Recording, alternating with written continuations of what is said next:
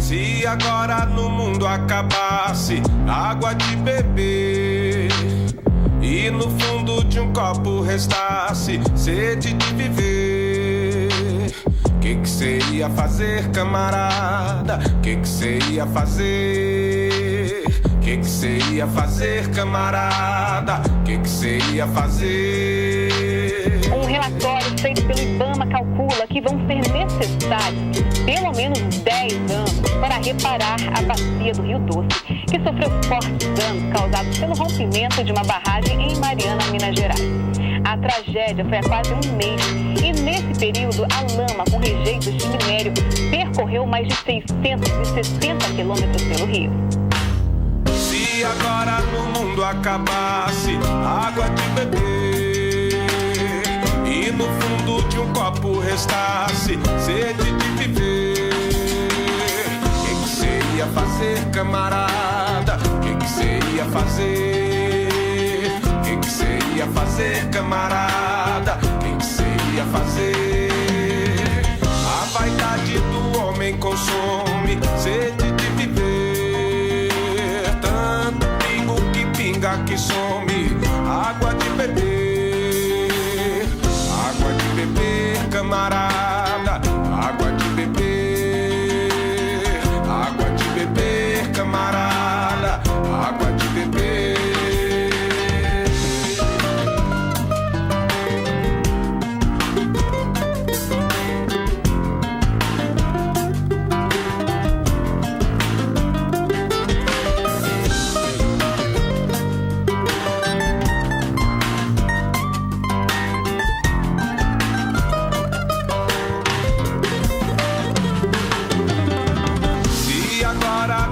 Acabasse a água de beber e no fundo de um copo restasse sede de viver, que cê ia fazer, camarada? Que cê ia fazer?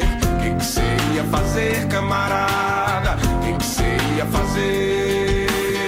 A vaidade do homem consome sede de viver, tanto que some água de beber, água de beber, camarada, água de beber, água de beber, camarada, água de beber.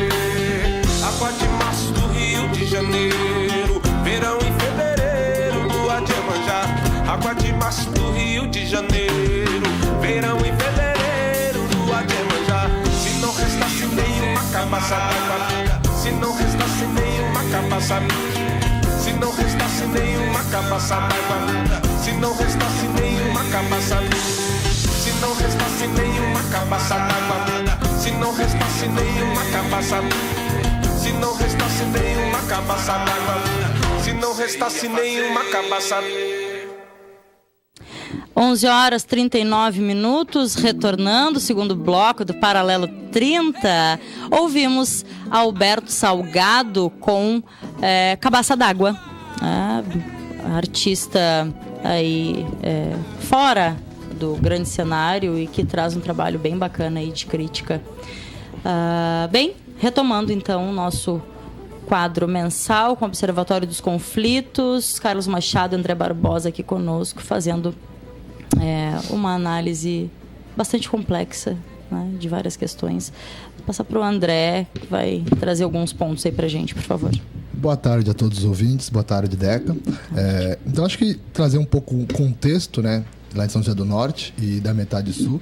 Então, hoje no estado, nós temos alguns projetos de mineração vindo forte, né, com essa ofensiva do neoliberalismo no Brasil, voltou-se à tona esses projetos. O que é interessante de pensar em São José do Norte é o seguinte, historicamente, São José do Norte já sofre assédio da mineração, né? Então tem o projeto Bujuru no ano passado e mais recentemente o projeto Retiro da RGM. Então em 2014 foi feita uma audiência pública lá em São José do Norte com o IBAMA e a empresa e a comunidade nortense, onde o IBAMA, que é o mediador, né, que é o responsável pelo licenciamento aqui no Brasil, né? E por que é o IBAMA? Então, a questão da área ser importante para a biodiversidade, como constatou o Ministério do Meio Ambiente, e a questão de a gente estar numa zona de fronteira, traz o IBAMA como o licenciador e não a FEPAM, né? E o IBAMA, a gente sabe que historicamente ele é um grande balcão de negócio, né? Colocou o negócio lá, passa, né? Então, com essa ofensiva, em 2014, nós tivemos essa audiência do IBAMA, onde a comunidade se colocou contra o projeto inicialmente e o IBAMA parecia estar do lado da empresa nesse momento, né? Não respondeu os questionamentos da comunidade e tocou o projeto. O ano passado, nós tivemos a liberação da licença prévia, né? Que foi um atropelo, já que o projeto, o estudo de impacto ambiental, ele é bem frágil. E a gente sabe que isso foi um lobby do Padilha com o ministro do Meio Ambiente, o Sarney Filho, para liberar essa licença prévia, correto? Então, o ano passado foi liberada a licença prévia e agora tem mais 2 licenças que eles vão buscar e a gente vai buscar travar essas licenças na justiça. E o que acontece? Então, a partir do ano passado, se fortaleceu a mobilização em São José do Norte, né? Só para deixar claro, assim, quais são os minérios que se busca essa empresa retirar do solo lá em São José do Norte, tá? É a ilmenita, o rutilo e a zirconita. A ilmenita e o rutilo são diretamente para a produção de titânio no Brasil, tá? E aí, a partir disso, eles se utilizam de um discurso desenvolvimentista, aquele velho canto da sereia, dizendo que haverá milhares, né? Bem essa palavra, milhares de empregos, sendo que a gente sabe que não serão milhares de empregos, tá? Sim. Que vão trazer recurso para o município. A gente sabe que a Lei Candir não permite isso, então, assim, vai ser baixo o recurso que entra para a cidade por um processo de 20 anos, né? De mineração, né? Então, o IBAMA, ele não respondeu esses questionamentos, liberou a licença prévia e a gente tem entrado junto ao Ministério Público Federal para tentar atrasar esse processo, para ele trazer os questionamentos necessários. Sim. O que é legal a gente pensar é que a partir dessa segunda da liberação da licença prévia, a comunidade se mobilizou mais fortemente. Então, no ano passado, nós tivemos uma audiência pública da comunidade nortense, onde nós tivemos aproximadamente 300 pessoas, de 50 a 300 pessoas participando, diversas associações do município. Perfeito. Se mobilizando, e a partir dali se criou uma comissão de mobilização. Tá? Essa comissão está se reunindo e mobilizando as comunidades do interior, tá? Que serão diretamente afetadas. Que é o Bujuru, o Estreito, São Caetano, mais algumas comunidades. Então, eles estão tentando se reunir nessas comunidades para dialogar e conversar sobre o que pode ser. Esses projetos de desenvolvimento, eles nunca dialogam com a comunidade. Então, são várias as dúvidas da comunidade com relação ao empreendimento, que não são respondidas. Então, nós, através do professor Caio, do professor Sérgio, junto com os professores de São Lourenço do Sul também, estamos apoiando e trabalhando em parceria com essa comissão para sanar as dúvidas e fortalecer essa mobilização lá. Existe um canal que é no Facebook, que é o Não Queremos Mineração de São José do Norte. Então, quem quiser conhecer um pouco mais da luta, acesse o Facebook, acesse essa página lá, que vai receber as notícias. Tá? No momento, estamos vendendo materiais para fortalecer a luta, para mobilizar, disseminar a mensagem. Mas como eu falei para ti, Deca, já ouviu o canto da sereia dos pescadores? Né? Ele soa muito bonito, né?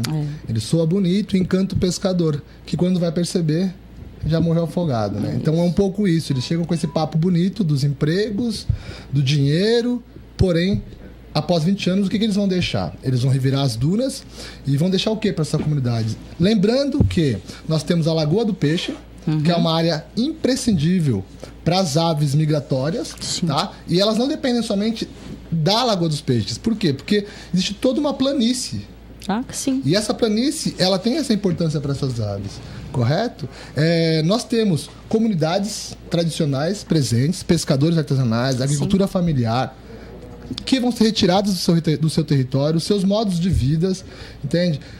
Não se sabe ao certo como será esse processo de mitigação, eles não apresentam isso, então é bem nebuloso. E São José do Norte acabou de ter a experiência com a EBR, né? Que prometeu mundos e fundos, e agora está indo embora sem cumprir nada do que prometeu. Então eles estão vacinados, eles estão percebendo que esse modelo de desenvolvimento ele é nocivo para os territórios. Se a gente não pensar o modelo de desenvolvimento a partir dos atrativos naturais e dos modos de vida dessas pessoas, sempre vai ser nocivo. Então, São José do Norte já resistiu aos espanhóis, já resistiu à mineração, a famosa Muy Heroica Vila. Então, eles estão lutando para resistir mais esse projeto de desenvolvimento. E estava lembrando aqui, penso que... Eu não lembro se foi da última vez que o professor Sérgio veio, não lembro que uma das vezes que ele trouxe o tema da mineração, ele também levantou a questão da contaminação do solo, né, que enfim, e acho que dentro da especificidade de cada mineração né, é mais arriscado ou menos arriscado, mas sempre há o risco, por óbvio. E São José do Norte corre esse risco também de contaminação do solo irreversível. Né? Então, uma das grandes preocupações ali em São José do Norte é com a questão dos lençóis freáticos também, né? Porque a gente sabe que eles são bem superficiais, né? Então, a gente tem o receio dessa contaminação desses 3 lençóis freáticos que existem. Uma das questões que a gente tem que pensar é que é o seguinte: o projeto de mineração em Camaquã e o projeto de mineração em São José do Norte são projetos diferentes, com empresas diferentes, tá? Lá é a Votorantim, aqui é a RGM. Lá é chumbo, metal pesado, altamente contaminante. Aqui é a ilmenita, o rutilo e a zirconita. Tá? O que eles têm de paralelos? O modelo de desenvolvimento vertical vindo de cima, que acaba com as comunidades, retira do solo a sua riqueza e deixa lá para Deus dará. Explora e abandona, né? Eles estão falando lá para os moradores que eles vão revirar as dunas e vão deixar melhor do que encontraram, né? Nossa! Então, quer dizer, eles são Deus, né?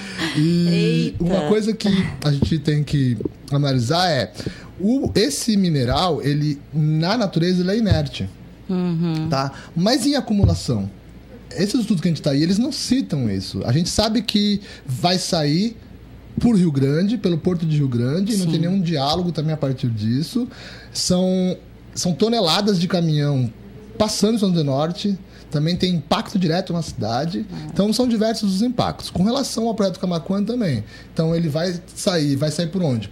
Pelo Porto de Rio Grande. E aí, como é o chumbo, que é altamente contaminante, a gente tem toda uma bacia hidrográfica que a gente acha que vai ser contaminada nesse processo, entende? Então, é o momento da gente se mobilizar, fortalecer, tentar entender o projeto, porque é isso, as coisas não estão nítidas para a gente enxergar, então a gente tem que cavucar bastante para encontrar as informações deles e se mobilizar. Então, convido a todos a acessar a página, fortalecer a luta, mesmo que você não é de São José do Norte, a fortalecer a luta lá, porque a comunidade nortense hoje é contra esse projeto de mineração. Perfeito. Só sublinhando, esse processo que o André comentou sobre... 2 projetos, né? Eu acho que dá para ver essa camiseta aqui, por exemplo, a comunidade fez lá, e tem outros materiais que estão fazendo, né? Tem adesivo, né? E também alguns vereadores aqui da cidade, né, estão envolvidos conosco. Acho que né? tanto aqui quanto um dos vereadores lá também, né? Isso, tem aumentou o número de vereadores lá depois da audiência pública. Que bom, tá? né? Porque viu que a comunidade está contra, né? Então, se mobilizou. Exatamente, em função justamente, né? Mas claro que tem um especial em São José do Norte, tem um companheiro que é amigo, participante do observatório, que ele é vereador, que está na linha de frente devido ao envolvimento dele com as comunidades de todo, e agora outros vereadores começaram a perceber que, 350 pessoas, né, teve uma mobilização aqui, mais de legal, 100, mais de 300 pessoas agora na semana retrasada. Perfeito. E interessante, para a curiosidade, 2 questões. Uma delas é que esse processo anterior, né, toda essa coisa foi documentado numa dissertação feita pela Raíza, né, que já dá para acessar na internet, é Raíza Lopes, né, sobre o processo ali. E outra, que na própria página da empresa, não sei se eles não tiraram o vídeo, né? Tem a balsa que eles pretendem utilizar para revirar, né, de cima para baixo o município. Ou seja, praticamente tem uma primeira etapa, né? Eles pretendem revirar tudo, né, abrir um canal. Então eles documentam tudo bonitinho ali, dá para ver, para não ver e depois o site do observatório, Não Queremos Mineração em São José do Norte, que tem mais informações, né, sobre isso. E para terminar e passar para a André, é o seguinte, que das conversas das senhoras que puxaram, isso é uma coisa para ti que é do movimento das mulheres mais aguerrida. Fala comigo. Foram as mulheres, né, senhoras que puxaram as cantorias, as palavras de ordem, as músicas. E que estão na mobilização, fortemente. São as mulheres que estão mobilizando o território lá em São José do Norte. E uma das questões é que a população do centro urbano que tem que ser convencida disso, porque eles vão pensar, vai ser lá no interior, não, vai ser lá nas grotas, não sei o que é isso aqui. Não, vai prejudicar todo mundo, porque alguns da cidade que estão desempregados, no desespero, pensam, de repente vai criar um emprego aqui, eu vou trabalhar.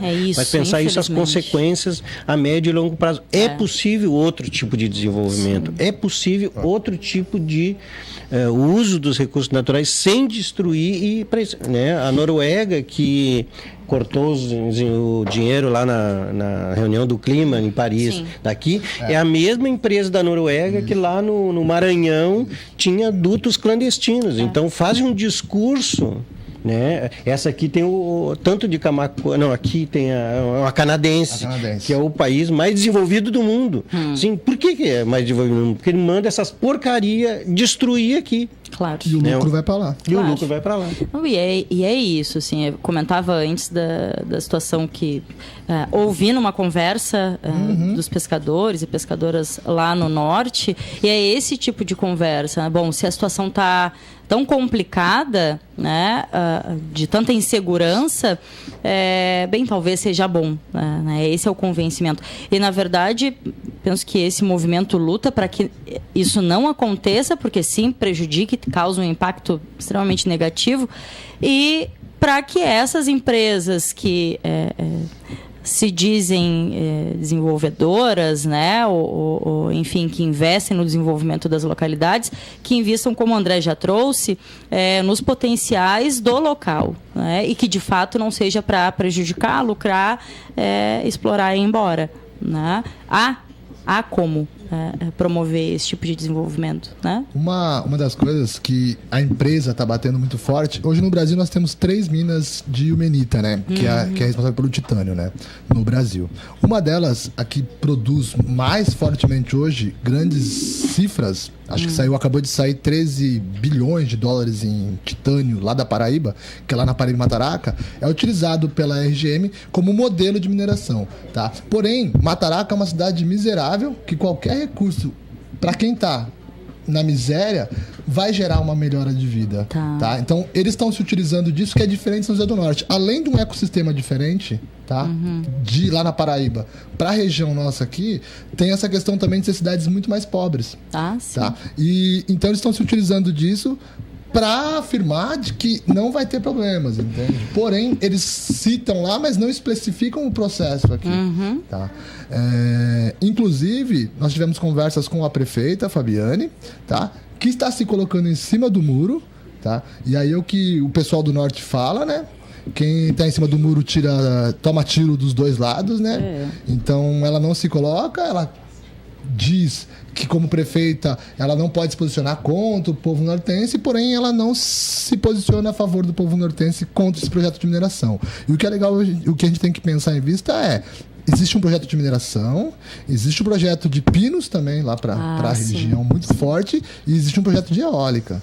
Tá? Então, assim, a região ela tem hoje um forte atrativo desses grandes empresas que chegam nesse modelo de vertical de desenvolvimento, que não está preocupado com essas comunidades. Então é a hora, eu acho, de se mobilizar, dialogar sobre que desenvolvimento queremos para a metade sul do Rio Grande do Sul. Porque é um momento, penso eu. É isso, né? Desenvolvimento para quem? Né? Esse que está vindo aí não é para a comunidade. De que forma também, né? Eu brinco que essa palavra desenvolvimento, ela é para envolver as pessoas das causas públicas, né? Eu quero envolvimento das pessoas com a causa pública, eu não quero desenvolvimento. Eu quero que a gente pense o envolvimento das comunidades, das pessoas nas tomadas de decisões, que as tomadas de decisões saem dos gabinetes e vão para as comunidades. Então, acho que aí nós vamos começar a pensar no modelo de envolvimento. Perfeito. Por falar em desenvolvimento... Para finalizar, temos 3 minutinhos aí. E que nos últimos dias voltou a polêmica, e isso é uma boa, e é o futuro, do que está acontecendo em Portugal. Né? O Boaventura escreveu um artigo, mas já foi replicado por outros e assim por diante, porque é um outro tipo de desenvolvimento. Né? As possibilidades, e a minha esperança é que depois num outro programa aí no futuro podemos conversar sobre isso, já que eu estou estudando um pouco sobre o que aconteceu lá. O que aconteceu aqui? Diferente da Grécia, Portugal construiu um programa...